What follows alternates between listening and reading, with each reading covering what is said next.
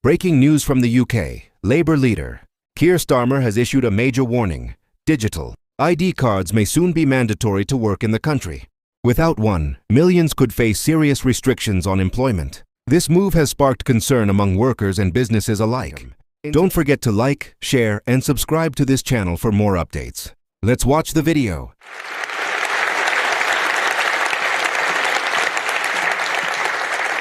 Good morning, and really good to see you. And Alita, thank you very much for that introduction. Thank you to all of you here for joining us today. And can I take this early opportunity to thank all of those that work behind the scenes to bring this event together and allow us this opportunity to discuss. So thank you very much to them.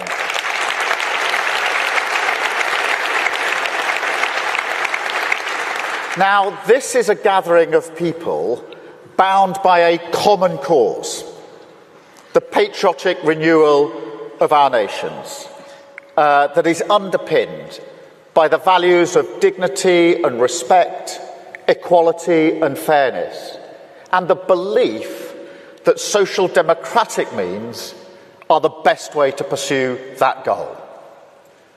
But it's also a room that puts paid to a story we often hear in the press these days, that somehow our politics is dying out. Now, yes, we are in an era of huge challenge, but we can take heart when we look around the world. In fact, we only need to look around this room. Kristrún from Iceland, Pedro from Spain, Mark Carney, who stormed to victory in Canada at the beginning of this year, followed by Albo in Australia, and of course Jonas in Norway just a few weeks ago. So in fact, pitted against our right-wing opponents, I'd say centre-left parties are having quite a year so far. And not forgetting, there is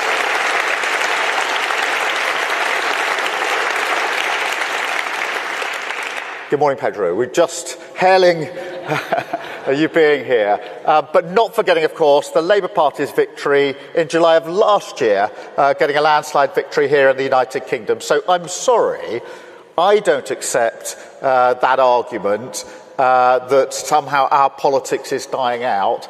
But I do accept that it is now time for Social Democrats to confront directly some of the challenges and some of the lies, frankly, that have taken root in our societies. Because we don't just hear these stories about our politics, we also hear stories about our great countries, our communities, our cities, that simply do not match the reality that we see around us. And it's very good to have you here in London. I hope you've enjoyed yourself here in our capital city. Maybe gone out for breakfast this morning, popped into the pub for a pint last night, maybe enjoyed the last rays of sunshine in our beautiful parks. And if you have done any of those things or other brilliant things in London, you may have noticed that this city isn't the wasteland of anarchy that some would have you believe. But that, in a sense, captures what we're up against, doesn't it? And there are versions in all of your countries where places, institutions, communities are portrayed in a way that is a million miles from reality. A sort of industrialised infrastructure of grievance, an entire world, not just a world view, created through our devices that is miserable, joyless, and demonstrably untrue. And yet, in another way, and this is the challenge, also totally cohesive, because it preys on real problems in the real world, identifies clear enemies. That's us, by the way. And at its heart, its most poisonous belief, and this was on full display here in London just under 2 weeks ago, that there's a coming struggle, a defining struggle, a violent struggle for the nation, for all of our nations. And you don't have to be a great historian to know where that kind of poison ends up. and you can just feel it, in a language that is naked in its attempt to intimidate. Because it's not careless or accidental, it's part of a strategy. They want politics to be a choice between globalists and nationalists, to draw a dividing line between the elites and the people, in which somehow our rich story of patriotism and pride, our common cause with working people, our deep roots in the trade union movement in our communities, the desire and demand of working people for a voice in their future is claimed by those who have nothing in common with them or their values. Only a cynical intent to exploit their fears to benefit themselves. That is what we're up against. So we must show our politics, resolutely opposed to a status quo that doesn't deliver for working people. The worst thing we can do is to defend the status quo. It hasn't worked for working people. We must be determined to deliver change in their interests. Patriotic renewal, rooted in our own national stories, restoring pride where people live and work. We fight for our values, decency, tolerance, respect, and most importantly, we focus on the countries we can become through renewal. National renewal. Now, that's not a new argument for social democrats, but it is the beating heart of our politics, the nation state, harnessing the potential of the whole country, providing security and opportunity for working people, together squaring up to the challenges of a world that is frankly more dangerous, less secure than many of us have known in our lifetimes. We have to respond to that, not by turning inward, but with even deeper solidarity, alliances and partnerships built upon common values, the rules-based order that has kept the peace in our world since the last century. The coalition of the willing, strong not just because of the depth of our shared beliefs, but because we recognise that the security and safety of the people that we serve depends on our relationships, our willingness to stand up together across our different political traditions and not be cowed by tyranny. But to protect strength abroad, you do need security at home, economic stability, an approach to economic growth that can create wealth more fairly in the first place. Proud working-class towns and cities, so often disenchanted with mainstream politics because the economy does not work for them, and because that's been true for a very long time. And they're losing trust in our ability to deliver the change that they want to see. They don't want handouts or help. They want to stand on their own feet. I'll give you an example from the United Kingdom. Yesterday, we announced £5 billion to be spent by local people, however they see fit, in their communities, restoring a pub, reviving a community hall, reopening a youth club. But the important thing is not coming cap in hand to Whitehall to get the green light on a project, but actually allowing control to be with the communities where the funding is going, so they can choose what it's spent on, because those with skin in the game know what's best for their communities. It's about restoring control and agency, having the respect for working people to choose what's right for them. And that is how they stand proudly as partners in a social democratic nation. So our approach to the economy, investment, yes, of course, in everything from defence to energy, creating good, well-paid jobs. Industrial policy, yes, of course, our proud heritage of making things, relighting the fires and the factories across the country. In public services, absolutely, for all of us, from healthcare to transport, and financial prudence, which is non-negotiable. But it does also mean stripping out regulation so we can build more and build more quickly. and the private sector can create wealth in every community. Now, some people call this approach abundance. I have a different phrase for it: social democracy. But the way I see it, this is the defining political choice of our times. A politics of predatory grievance, preying on the problems of working people, and using that infrastructure of division against the politics of patriotic renewal, rooted in communities, building a better country, brick by brick from the bottom up, including everyone in the national story. Difference under the same flag.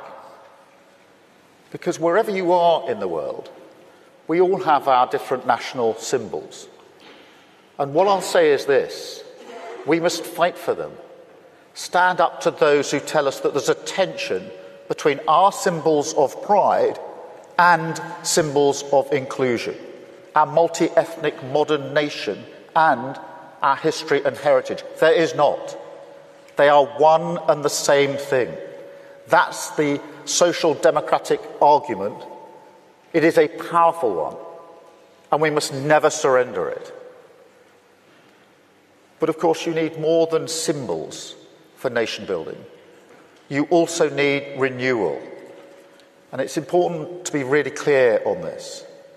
Renewal is not just fixing problems in some managerial sense. That is important, of course it is. People are very disappointed with the pace of change in government. It's so much slower than almost every other facet of their lives. So we do have to speed up. Poor delivery is a threat to mainstream politics. But renewal is a deeper argument. It means demonstrating to working people that, as well as the economy, the state is being run in their interests. And that does mean we've got to look ourselves in the mirror and recognise where we've allowed our parties to shy away from people's concerns and let the politics of purity patronise people. Now, you will all have issues in your own countries, but in Britain, it's illegal migration. And I suspect that may be the same in a number of other countries. For too many years, it's been too easy for people to come here, slip into the shadow economy, and remain here illegally. Because, frankly, we've been squeamish about saying things that are clearly true. It's not just that it's not compassionate left-wing politics to rely on labour that exploits foreign workers and undercuts fair wages, but the simple fact that every nation needs to have control over its borders. We do need to know who is in our country. Our immigration system does need to be fair if we want to maintain that binding contract that our politics is built on. Otherwise, it undermines trust, undermines people's faith that we're on their side, and their belief that the state can and will work for them. And that is why today I am announcing this government will make a new free-of-charge digital ID mandatory for the right to work by the end of this Parliament. Let me spell that out. You will not be able to work in the United Kingdom if you do not have digital ID. It's as simple as that. Because decent, pragmatic, fair-minded people, they want us to tackle the issues that they see around them. And of course, the truth is, we won't solve our problems if we don't also take on the root causes, looking upstream to tackle poverty, conflict, climate change, issues that aren't just intolerable for those of us who care about inequality and injustice wherever it's found in the world, but which have clear consequences for our own citizens. Take Russia's aggression in Ukraine. We all have a responsibility for the future of our continent, to stand tall where oppression and violence rears its head.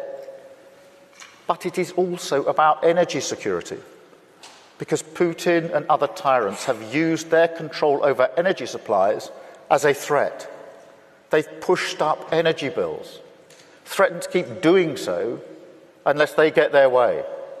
And that's why we're investing in our own energy, sovereign control over our own future, whether that's nuclear, wind, solar power.